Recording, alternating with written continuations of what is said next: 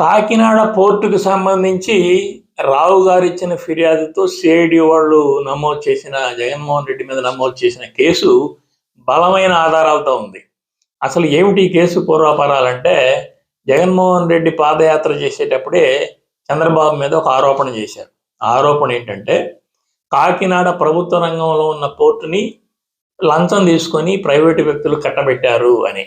తాను అధికారంలోకి వస్తే దాన్ని తిరిగి స్వాధీనం చేసుకుంటాను, దాని మీద విచారణకి ఆదేశిస్తానని ఆయన అన్నారు. తర్వాత జగన్మోహన్ రెడ్డి అధికారంలో రావడం, దాని మీద విచారణకు వేయటం, ఆడిట్ వేయటం. ఆడిట్లో 900 కోట్ల రూపాయలకు పైబడి ఆ కంపెనీ, కాకినాడ పోర్టుకు సంబంధించిన ఆ కంపెనీ పనులు ఎగవేసిందని చెప్పేసి ఆడిట్ రిపోర్ట్ తేల్చింది.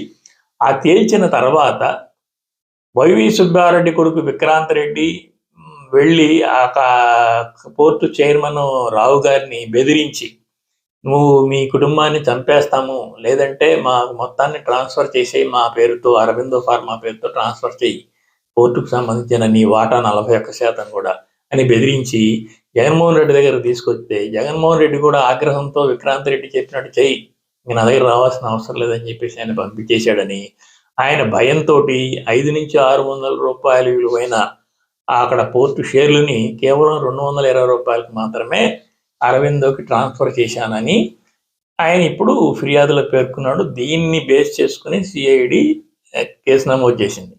ఈ కేసులో ఏదైతే ప్రభుత్వం ఆదేశించి ఆడిట్ 900 కోట్ల రూపాయలు పెనాల్టీ వేసిందో, షేర్లు ట్రాన్స్ఫర్ అయిన తర్వాత ఆ పెనాల్టీని 9 కోట్లకు మార్చింది.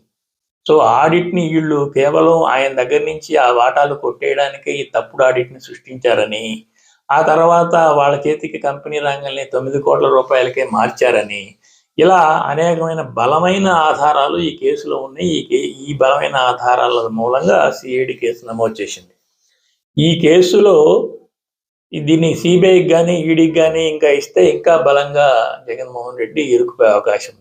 గతంలో జగన్మోహన్ రెడ్డి మీద సిబిఐ పెట్టిన కేసులు చాలా బలహీనమైనవి. ఆ కేసులు వైఎస్ రాజశేఖర రెడ్డి లబ్ధి పొందిన కొంతమంది వ్యక్తులు జగన్మోహన్ రెడ్డి కంపెనీల్లో పెట్టుబడులు పెట్టారు అనేది ఆరోపణ. కానీ దానికి సాక్ష్యాలు ఏమిటి? ఆ పెట్టుబడి పెట్టిన వాళ్లే సాక్ష్యం. పెట్టుబడి పెట్టిన వాళ్ళంతా కూడా ఆయన ముఖ్యమంత్రి కొడుకు కనుక ఆయన కంపెనీలన్నీ కూడా బ్రహ్మాండంగా రేపోతో ముందుకెళ్తాయని చెప్పి ఆ లాభాల కోసం మేము పెట్టుబడి పెట్టాం. కానీ ప్రభుత్వ లబ్ధికి ఈ ప్రతిగా మేము, అంటే క్విడ్ ప్రోకో లాంటిది ఏమీ లేదు అని వాళ్ళు చెప్పారు. పోనీ ఆఫీసర్లను సాక్షులుగా పెడితే ఆఫీసర్లంతా కూడా మేము మా ఏ ఒత్తిడి లేదు, ప్రభుత్వ నిబంధనల ప్రకారమే మేము చేశామని చెప్పేసి వాళ్ళు చెప్పారు. అప్పుడు కిరణ్ కుమార్ రెడ్డి ప్రభుత్వం కూడా ప్రభుత్వాధికారుల మీద ఎంక్వైరీ చేయడానికి అనుమతిని ఇవ్వలేదు. అందువల్ల సుప్రీంకోర్టులో చాలామంది ప్రభుత్వ అధికారులకి రిలీఫ్ దొరికింది. సో ఆ కేసులు ఆ బలహీనమైనవి కనుకనే సిబిఐ కానీ ఈడీ కానీ వాటిని నిరూపించడానికి, వాటి సరైన సాక్ష్యాధారాలు సేకరించడానికి ప్రయాసపడటం వల్ల అవి సుదీర్ఘంగా నడిచాయి. కానీ ఇప్పుడేమైంది? ఈ కేసు క్లియర్గా కనిపిస్తుంది. ప్రభుత్వమే విచారణకు ఆదేశించింది, 900 కోట్ల రూపాయల పెనాల్టీని వేసింది ఆడిట్ చేసి. ఇప్పుడు ఆడిట్ కంపెనీ కూడా ఆ రావు గారు కంపెనీ మీద ఆ రావు గారు అనే పాత చైర్మన్ ఫిర్యాదు చేశారు.